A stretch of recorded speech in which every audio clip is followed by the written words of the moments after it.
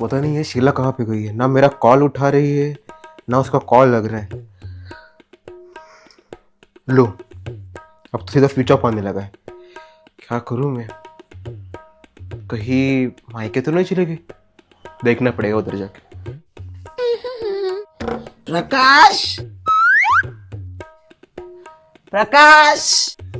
ओफो, ये क्यों आ गए? अगो भाई चाचू जी, नमस्ते नमस्ते नमस्ते नमस्ते। प्रकाश नहीं है यहाँ पे प्रकाश, नहीं है यहाँ पे मेरे वो। कहाँ गया है? आपको पता नहीं, प्रकाश जी हमेशा सुबह सुबह उठ के मंदिर जाते हैं देव दर्शन करने। सासू माँ को भी बोलते हैं सुबह सुबह, पर सासू माँ को सब बहुत प्यारा है। चुप बैठो मैनर्स। अभी नहीं है वो यहाँ। अच्छा ठीक है, तो फिर मैं जा रहे हो ना? नहीं नहीं, बैठता हूँ। जब तक वो आता है तब तक बैठता हूँ।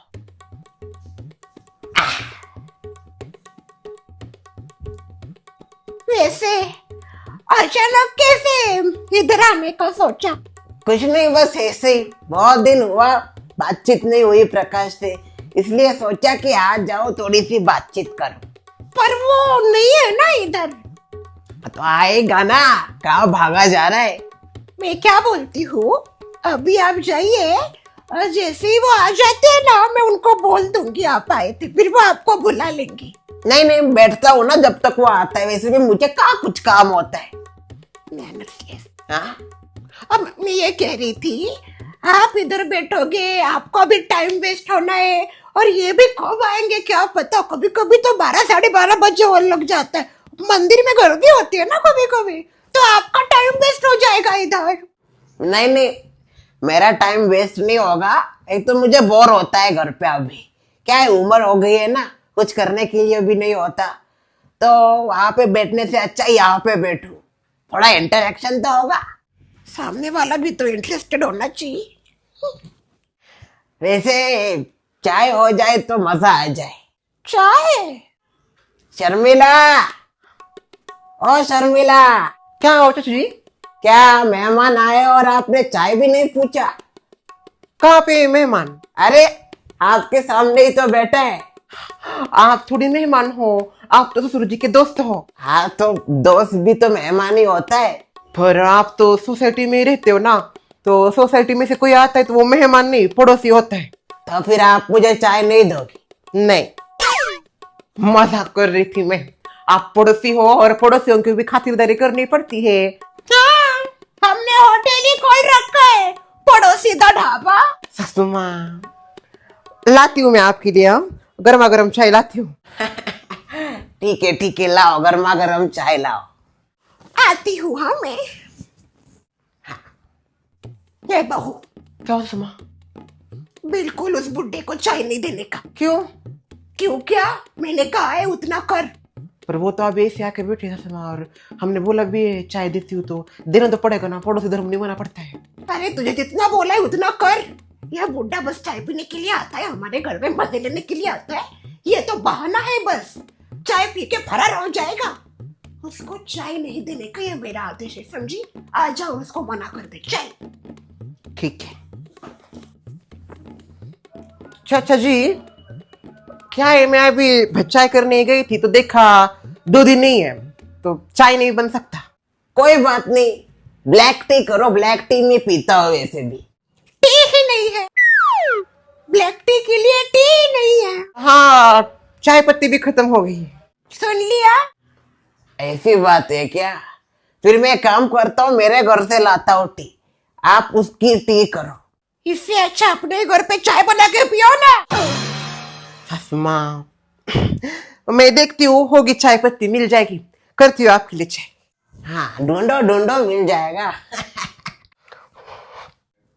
हाँ, कहाँ चला हैंडसम? देखिए सुमित्रा जी, मैं आपको आखिरी वार्निंग दे रहा हूँ। किस बात की वार्निंग दे रहे हो आप मुझे? आप शीला के आगे शर्वरी और मेरी बात मत कीजिए। जो हम दोनों के बीच में था हमारी शादी से पहले, वो जो आप बातें करती हो ना, उससे शीला हर्ट हो रही है। इसलिए मैं ये चाहता हूँ आप शर्वरी और मेरी बात उसके आगे ना करें। क्यों भाई? मुझको भी तो पता चलना चाहिए तुम्हारा लफड़ा। आप प्यार, बेइंतहा मोहब्बत कैसे पनप रही थी सोसाइटी में शादी से पहले।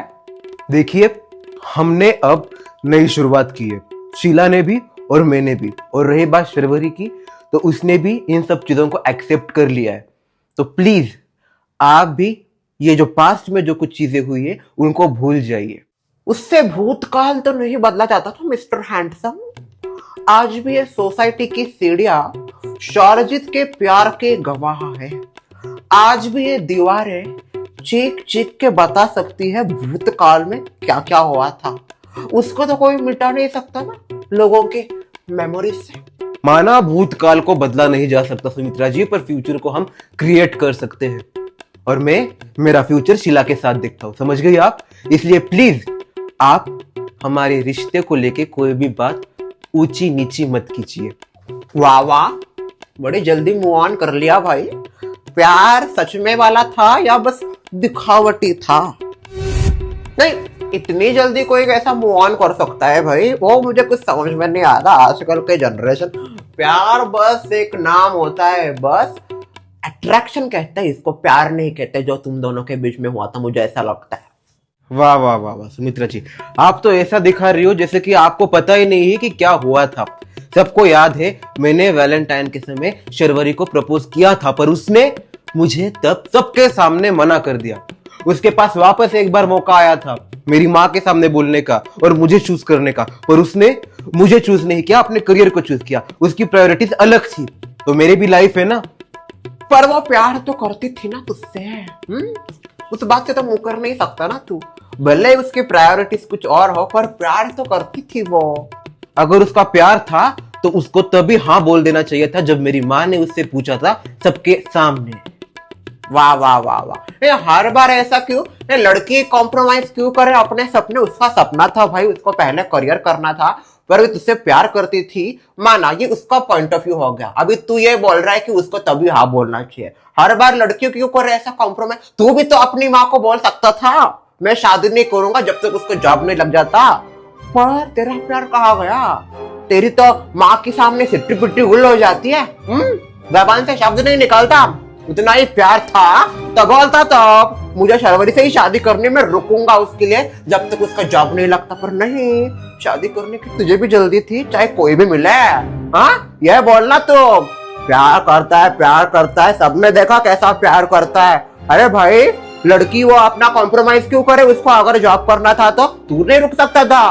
बोलता है उसको तभी हाँ कर देनी चाहिए थी। उसकी अपनी मर्जी नहीं है क्या?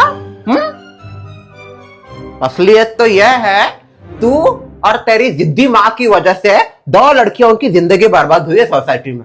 अभी तुम देख लो इसको कैसे संवारना है और वापस दोनों की जिंदगियों में कैसे खुशियां को लाना है। बस सुमित्रा जी, चढ़ मत मेरे ऊपर। फैक्ट इज फैक्ट और उसको कोई नहीं बदल सकता। ससुमा, ये एक नमूना क्या कम था जो ये भी आ गया? तेरे को नमूना बोल रही है? मुझसे पहले उन्होंने आपको भी नमूना ही बोला है। अच्छा, मैं बैठू?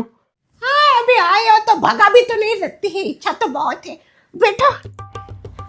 तू बैठा, तू इधर। आपको कोई प्रॉब्लम है? तू उधर जाके बैठ, उधर।